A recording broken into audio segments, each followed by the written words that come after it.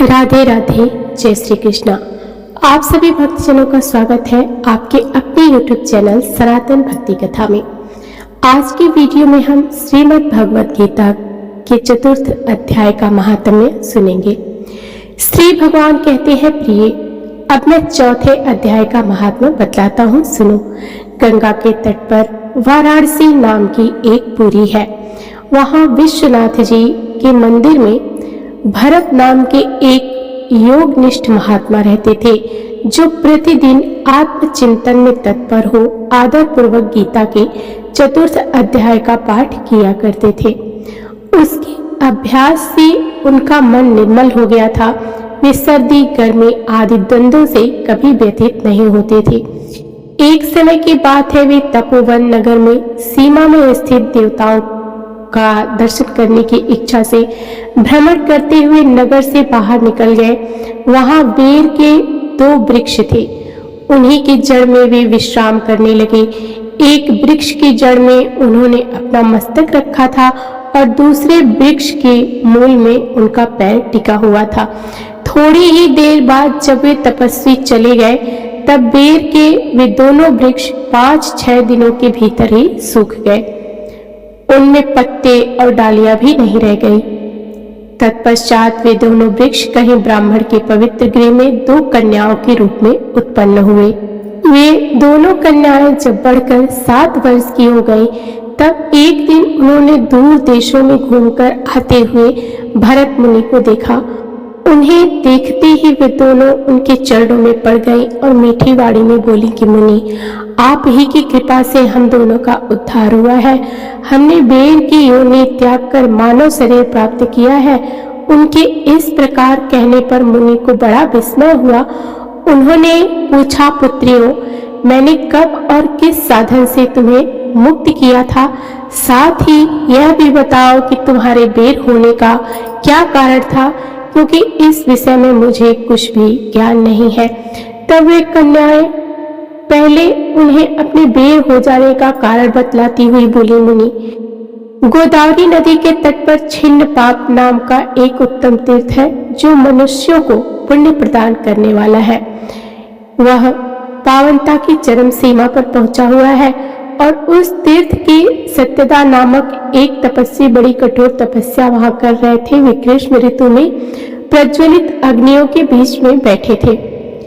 बारिश के समय में जल की धाराओं से उनके सिर के बाल सदा भीगे ही रहते थे तथा जाड़े के समय में जल में निवास करने के कारण उनके शरीर में हमेशा रोंगटे खड़े रहते थे। वे बाहर भीतर से सदा शुद्ध रहते थे और समय पर तपस्या करते तथा मन और इंद्रियों को संयम रखते हुए परम शांति प्राप्त करके आत्मा में ही रमण करते थे। वे अपनी विद्वता के द्वारा जैसा व्याख्यान करते थे, उसे सुनने के लिए साक्षात ब्रह्मा जी भी प्रतिदिन उनके पास उपस्थित होते और प्रश्न करते थे। ब्रह्मा जी के साथ उनका संकोच नहीं रह गया था, अतः उनके आने पर भी वे सदा तपस्या में मग्न रहते थे। परमात्मा के ध्यान में निरंतर संलग्न रहने के कारण उनकी तपस्या सदा बढ़ती रहती थी।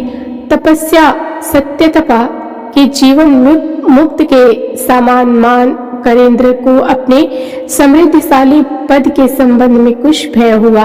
तब उन्होंने उनकी तपस्या में सैकड़ों विघ्न डालने आरंभ किए और अप्सराओं के समुदाय से हम दोनों को बुलाकर इंद्र ने इस प्रकार आदेश दिया कि तुम दोनों उस तपस्वी की तपस्या में विघ्न डालो, जो मुझे इंद्र पद से हटाकर स्वयं स्वर्ग का राज्य भोगना चाहता है। इंद्र का यह आदेश पाकर हम दोनों उनके सामने से चलकर गोदावरी के तीर पर, जहां वे मुनि तपस्या करते थे, आई। वहां मंद और गंभीर स्वर में बजते हुए मृदंग तथा मधुर वेणुनाद के साथ हम दोनों ने अन्य अप्सराओं सहित मधुर स्वर में गाना आरंभ किया। इतना ही नहीं, उन योगी महात्मा को वश में करने के लिए हम लोग स्वर, ताल और लय के साथ नृत्य भी करने लगे। बीच बीच में जरा जरा सा आंचल खिसकने पर उन्हें हमारी छाती भी दिख जाती थी। हम दोनों की उन्मत्त गति काम भाव को जगाने वाली थी, किंतु उसने उन निर्विकार चित्त वाले महात्मा के मन में क्रोध का संचार कर दिया। तब उन्होंने हाथ से जल छोड़कर हमें क्रोध पूर्वक शाप दिया कि अरे तुम दोनों गंगा जी के तट पर बेर के वृक्ष हो जाओ। यह सुनकर हम लोगों ने बड़े विनय के साथ कहा कि महात्मन, हम दोनों पराधीन थी, अतः हमारे द्वारा जो दुष्कर्म बन गया है उसे आप क्षमा करें। यह कहकर हमने मुनि को प्रसन्न कर लिया। तब उन्होंने उन पवित्र चित्त वाले मुनि ने हमारे शाप उद्धार की अवधि निश्चित करते हुए कहा कि भरत मुनि के आने तक ही तुम पर यह शाप लागू होगा, उसके बाद तुम लोगों का मृत्यु लोक में जन्म होगा और पूर्व जन्म की स्मृति बनी रहेगी। मुनि, जिस समय हम दोनों बेर वृक्ष के रूप में खड़ी थी, उस समय हमारे समीप आकर गीता के 4 अध्याय का जप करते हुए हमारा उद्धार किया था।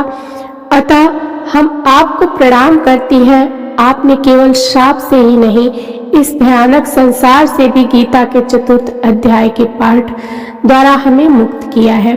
श्री भगवान कहते हैं, उन दोनों के इस प्रकार के कहने पर मुनि बहुत ही प्रसन्न हुए और उनसे पूजित हो विदा लेकर जैसे आए थे वैसे ही चले गए तथा वे कन्याएं भी बड़े आदर के साथ दिन प्रतिदिन गीता के 4 अध्याय का पाठ करने लगी, जिससे उनका उद्धार हो गया। हरि ओम तत्सत। आज की कथा यहीं पर समाप्त होती है। आप सबको कैसी लगी कमेंट बॉक्स में जय श्री कृष्ण अवश्य लिखिएगा और हमारे चैनल को सब्सक्राइब, वीडियो को लाइक और शेयर करना ना भूलिएगा। मिलते हैं अगले दिन अगली कथा में। तब तक के लिए आप सभी का बहुत बहुत धन्यवाद।